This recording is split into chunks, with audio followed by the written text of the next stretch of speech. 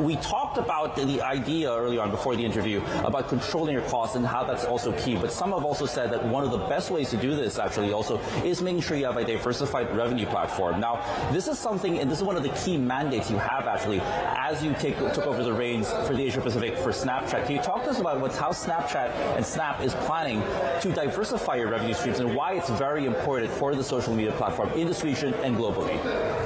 That's right, JP. And of course, we don't think ourselves as a social media company, JP. I think in many ways, if you look at the origin of Snap, it was created as an antidote to social media. And fundamentally, our strength is the community on Snapchat really believes in authentic, real relationships with close friends and family. And that's the starting point of the work in APAC as well. We have seen a lot of growth in our community in APAC in the last few years. And to your question, increasingly we are seeing the work that we're doing with partners, companies that are using us to drive growth both in the region and outside, being a big part of the growth in ad revenues that we are seeing around the world. So a lot of the work continues to be on the ad revenue front.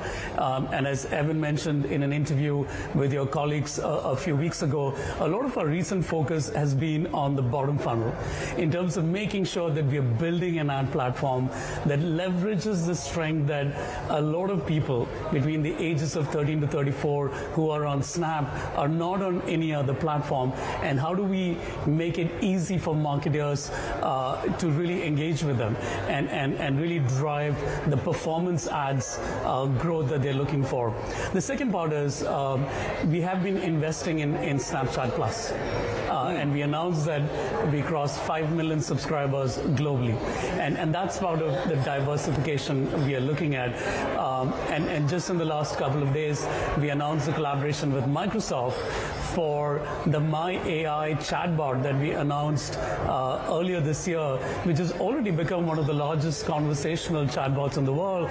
We are going to collaborate with Microsoft to drive sponsored links in an environment where we will now have a lot more intent signals from consumers. So it all starts with the strength of the community, but diversifying revenue is clearly one of the thrusts for us globally and in the region as well. And I want to get to that AI thrust because Snapchat's become more and more increasingly interested in integrating AI in. But talking about Snapchat Plus, we talk about these subscription services and people paying to actually get more engagement and more bang for your buck from your participation on the platform. But as we've seen, it's become harder and harder to justify to consumers why they have to pay extra for another subscription service. How challenging has it been to actually communicate or message the value proposition for Snapchat Plus, especially in the Asia Pacific where you're seeing average wages perhaps not at the same level as in developed countries like in the United States? I think one of the things that really stands out for our service is how engaged the community is. We've always had a young community between 30 to 34 young adults. In many countries, they open the app 40 times a day. One of the reasons why we created the subscription service was to have the opportunity for those power users to have access to products and features ahead of the community at large.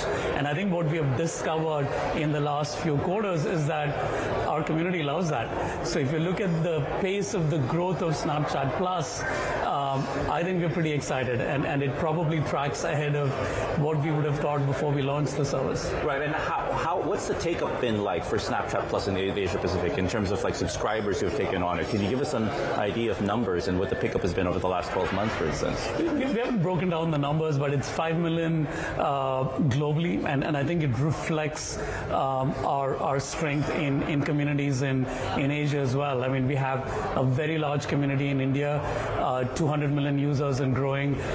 We have a thriving community in Australia. We're starting to do some good work in Japan.